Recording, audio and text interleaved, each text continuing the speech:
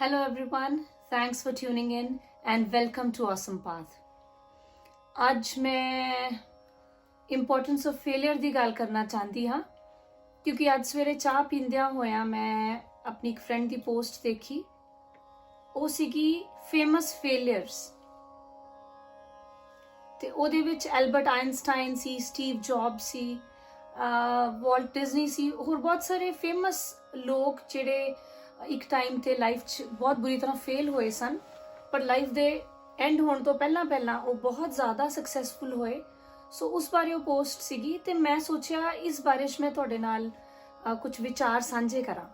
ਤੇ ਅਸੀਂ ਰੀਅਲਾਈਜ਼ ਕੀਤਾ ਕਿ ਜਦੋਂ ਅਸੀਂ ਯੰਗ ਸੀਗੇ ਤਾਂ ਆਪਣੇ ਫੇਲਿਅਰਸ ਨੂੰ ਬਹੁਤ ਸੀਰੀਅਸਲੀ ਲੈਂਦੇ ਸੀ, ਦਿਲ ਤੇ ਲਾ ਲੈਂਦੇ ਸੀ।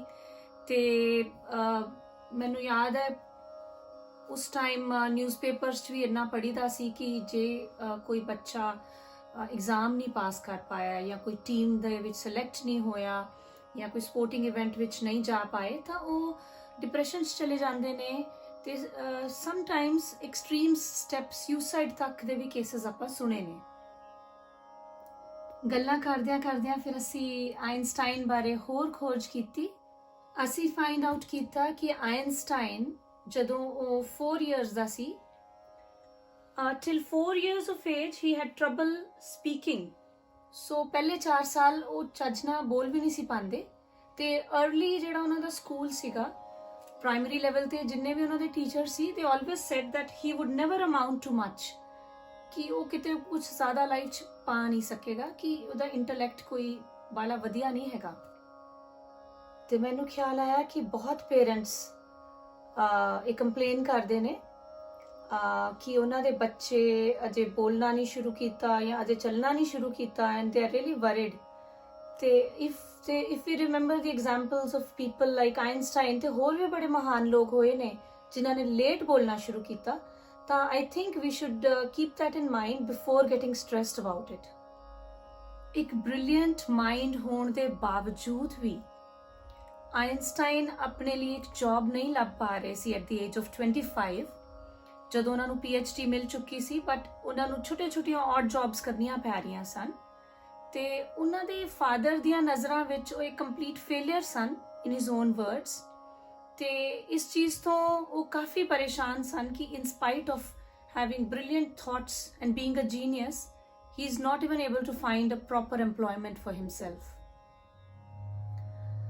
ਇੰਨੀਆਂ ਫਾਈਨੈਂਸ਼ੀਅਲ ਤੇ ਪਰਸਨਲ ਪ੍ਰੋਬਲਮਸ ਦੇ ਬਾਵਜੂਦ ਉਹਨਾਂ ਨੇ ਸਾਇੰਟੀਫਿਕ ਫੀਲਡ ਵਿੱਚ ਬਹੁਤ ਕੰਟਰੀਬਿਊਸ਼ਨਸ ਦਿੱਤੀਆਂ and some of them are, I'll read them out: theory of relativity, existence of atoms, photoelectric effect, space-time theory, and एक equation है E is equal to mc square।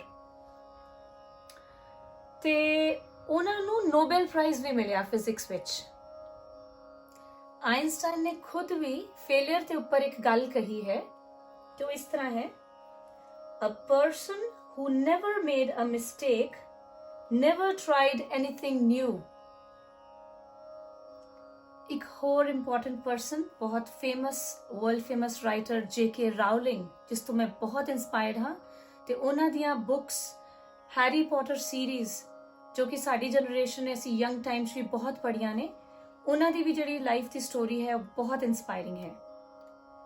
ਜਦੋਂ J.K. ਰਾਉਲਿੰਗ ਨੇ ਆਪਣੀ ਪਹਿਲੀ book Harry Potter series ਦੀ ਲਿਖਣੀ ਸ਼ੁਰੂ ਕੀਤੀ, ਉਸ ਵੇਲੇ she was going through the hardest times of her life. ਉਹਨਾਂ ਦੀ ਮਦਰ ਜੋ ਕਿ ਟਰਮੀਨਲੀ ਇਲ ਸਨ, ਉਹਨਾਂ ਦੀ ਰੀਸੈਂਟਲੀ ਡੈਥ ਹੋਈ ਸੀ। She was a single mum, she was struggling and in her own words ਉਹਨਾਂ ਨੇ ਕਿਹਾ ਹੈ ਕਿ ਆਈ ਵਾਸ as poor as anyone can be without being homeless in London। ਉਹ ਇੰਨੇ ਜ਼ਿਆਦਾ ਫਾਈਨੈਂਸ਼ੀਅਲ ਹਾਰਡ ਟਾਈਮਸ 'ਚ ਸੀਗੇ ਉਸ ਵੇਲੇ ਉਹਨਾਂ ਨੂੰ ਹੈਰੀ ਪੋਟਰ ਸੀਰੀਜ਼ ਲਿਖਣ ਦਾ ਆਈਡੀਆ ਆਇਆ।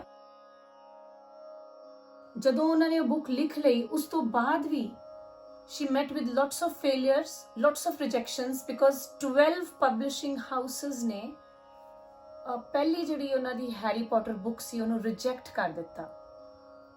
But she didn't give up even after 12 rejections, ਕਿਉਂਕਿ finally ਜਿਹੜੇ 13th person ਨੂੰ ਉਹਨਾਂ ਨੇ ਦਿਖਾਇਆ, that person said yes, and ਉਸ ਤੋਂ ਬਾਅਦ I think most of us know कि ਉਹ हैरी पॉटर सीरीज कितनी फेमस हुई सी, and उस सीरीज करके she became a billionaire, and she is the first person to have become a billionaire just by writing books.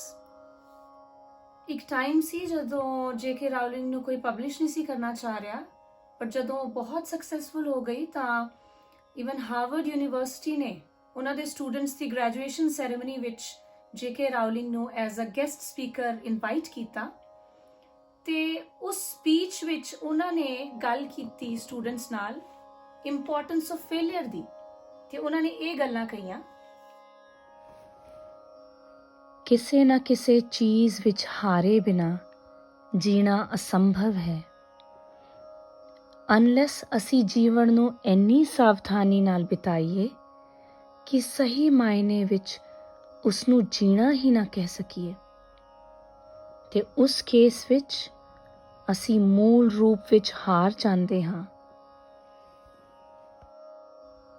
ਇਹਨਾਂ ਦੋ stories ਤੋਂ ਅਸੀਂ ਇਹ ਰਿਅਲਾਈਜ਼ ਕੀਤਾ ਕਿ ਲਾਈਫ ਦੀ ਕਿਸੇ ਵੀ ਸਟੇਜ ਤੇ as a student, EMPLOYEE, sports person, as a son or a daughter, ਜਾਂ ਕੋਈ ਵੀ ਰਿਲੇਸ਼ਨਸ਼ਿਪ ਹੋਵੇ, there will always be times ਜਦੋਂ ਤੁਹਾਨੂੰ ਲੱਗੇਗਾ ਕਿ I have failed in my role।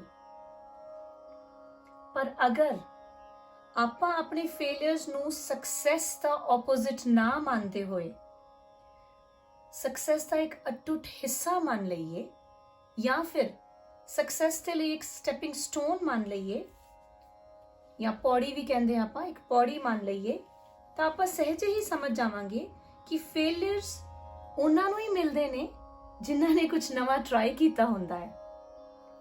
ਅੱਜ ਦੀ ਮੇਰੀ ਵੀਡੀਓ ਡਾਇਰੀ ਲਈ ਬਸ ਇੰਨਾ ਹੀ। Thank you so much for listening. I hope ਤੁਹਾਨੂੰ ਇਹ ਸਟੋਰੀਜ਼ ਅੱਛੀਆਂ ਲੱਗੀਆਂ ਹੋਣਗੀਆਂ। ਆਈ ਨੋ ਮੇਰੇ ਵਿਊਅਰਸ ਸਾਰੇ ਬਹੁਤ ਵੈਲ ਰੈਡ ਨੇ, ਸਭ ਨੂੰ ਇਹ ਸਟੋਰੀਜ਼ ਪਤਾ ਹੋਣਗੀਆਂ, but still I wanted to share ਕਿਉਂਕਿ ਇਹ ਮੇਰੇ ਲਈ ਬਹੁਤ ਇੰਪੋਰਟੈਂਟ ਸਨ। ਮੈਂ ਲਾਈਫ 'ਚ ਬਹੁਤ ਫੇਲਿਅਰਸ ਦੇਖੇ ਨੇ, but now I don't see my failures as failures but as just as experiences. If you feel these stories have touched your heart, please don't forget to share them with your friends and family.